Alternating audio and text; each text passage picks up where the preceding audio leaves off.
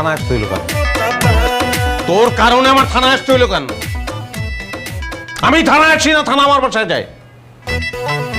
মন্ত্রীর সঙ্গে মিটিং, সেটা ক্যান্সেল করে আসতে হইলো আবার। স্যার আমার কি দোষ? এরা তো কোনো কথাই শুনলো না, আমার থানা নিয়েছে। আমার পরিচয় দাস নাই? দিছি। কি বলে? কয় কোনো মন্দির ফন্দির টাইম নেই, সাহেব ফ্যাম চিনি না।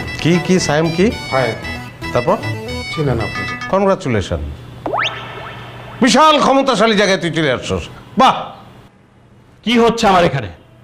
আমার অফিসে এসে আমার সাথে কথা না বলে আপনি ওদের সাথে কথা বলতেছেন। কে আপনি?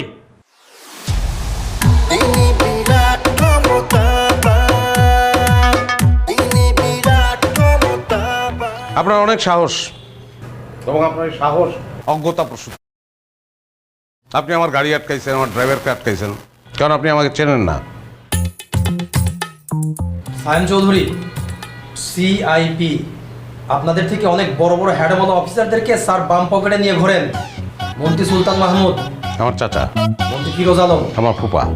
আপনাদের আইজি ডিআইজি সবাই স্যারকে সমীহ করে চলে, আর আপনি স্যারকে থানায় আসতে বাধ্য করছেন। How dare you! এই কথা বলো না, এত কথা বলো কেন? বেশি কথা বলো তুমি।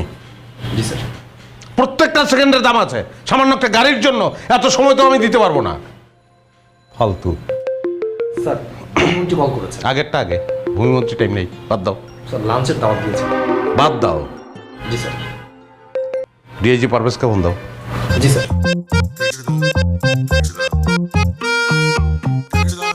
স্যার, আমরা মনে হয় ভুল করে ফেলেছি স্যার। আর গাড়ি ধরে নিয়ে আসছো, কারণে যদি আমার কোনো ক্ষতি হয় তাহলে তোমার খবর আছে। বুঝতে পারি। আসসালামু আলাইকুম স্যার, আপনার সাথে কথা বলবেন স্যার। ওয়ালাইকুম আসসালাম। আমি সরি আপনাকে ফোন করতে বাধ্য হলাম। আমি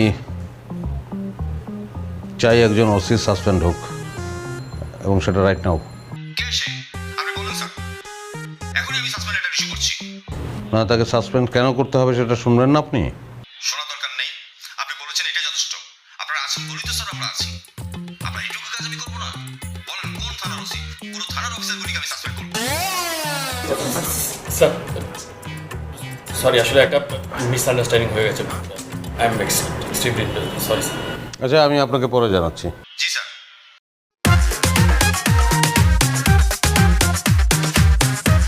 সরি স্যার, প্লিজ। সরি বললেন, ইটস ওকে। দুইটা শর্ত আছে। এক নম্বর শর্ত, আমার গাড়িটা যে লোক আটকিয়েছে তাকে। স্যার আমি ইমিডিয়েট সাসপেন্ড করার ব্যবস্থা করে দিব। স্যার